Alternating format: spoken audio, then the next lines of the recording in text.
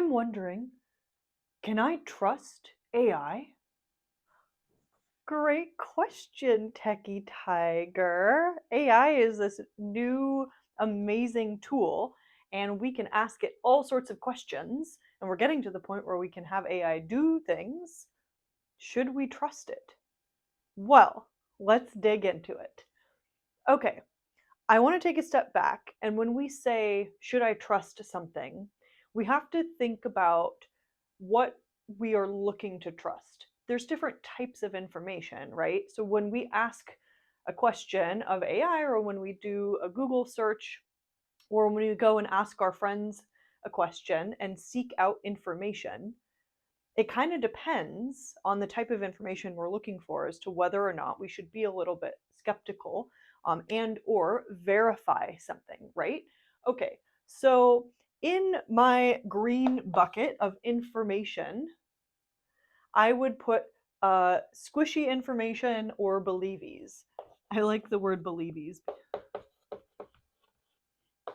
And so this is information that doesn't really matter whether it's true or not. Um, we, I think believies are really, really important. And also, I don't have to justify them. I kind of like to state, well, I don't have to justify them, especially, and I would say if and only if they don't hurt me and they don't hurt other people. So when there is no harm being done, or when there's no negative consequences of having a believee or having some information in our head that we think is true, then that's totally fine. So I would put that in the green category, and I would say no harm. In the second category, I would put things like, I might say anecdotal. Anecdotal information is something where maybe you want to double check that it's accurate, but by and large, there's probably no consequences. It doesn't really hurt anybody, but maybe it's a little bit important for you to know whether or not this is accurate or not. And the third category, I would say, well, hold on, let me say, there might be a little harm. So check a bit. I guess I should also say, so if you're talking to AI about believies, like spirituality or things like that, it's fine for you to just have a conversation and not verify the AI output.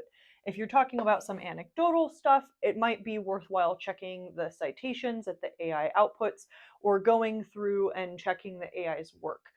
For example, I was using ChatGPT to help me with my business taxes, and that was stuff. Actually, that might go into the third bucket, actually. So this is things that I would call factual.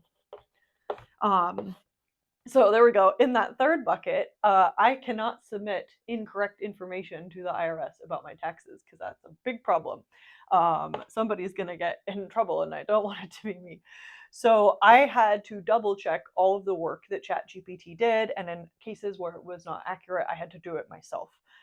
So in this case, there could be harm. It might not always be harmful, but we need to verify. And so what do I mean by verify? Well, if we're talking about math, then maybe you go and check it with a calculator. If we are talking about data or information that needs to be double checked, like history, or things like that, then we need to go and look at reputable sites. And I feel like that term is becoming loaded now, reputable. But generally speaking, there are news outlets that verify their facts. They go and they have journalistic integrity, and they go and they talk to all the people, they double check that something is accurate, and if they make a mistake, they correct it and they put it up front. So being able to check that something is factual is really, really critical. And I would say this is one of the most important skills that we have as people in an age where we have tools like AI, is to be able to verify if something is accurate or not. And also skills within ourselves to acknowledge if I do not verify something and it potentially hurts other people, that is something that I need to own. That is something I need to work on, and that also that it's different from a believee. Being able to distinguish these three categories of information are really, really important. And just having compassion for yourself. It's okay to be wrong. I'm wrong all the time. Being wrong is not it's not a bad thing. The thing that we have to avoid is holding on to something that's wrong and that is hurting other people. And that's when we need to be open to changing our mind. Okay, so using AI. I think AI is a really, really helpful tool. But be aware of when you're using AI for these different types of information. And if you're using it for factual information, definitely double check its output from different sources. All right. Thank you so much for hanging out with me and talking about AI and information. Please let me know if you have questions about AI, tech, or any other science, tech, engineering, math topics, and let's dig into them. All right. Goodbye, friends.